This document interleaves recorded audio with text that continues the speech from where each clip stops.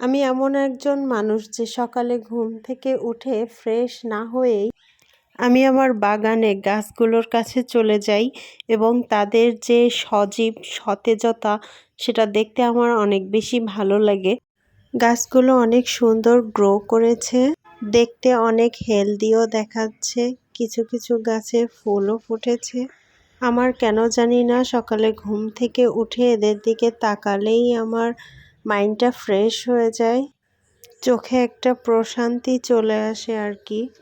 ঠিক অন্যরকম একটা ফিলিংস এদের জন্য, যেটা বলে বোঝানো যায় না। একমাত্র যাদেরই গাছের প্রতি অনেক বেশি ভালোবাসা আছে তারাই বুঝবে আসলে বিষয়টা কি।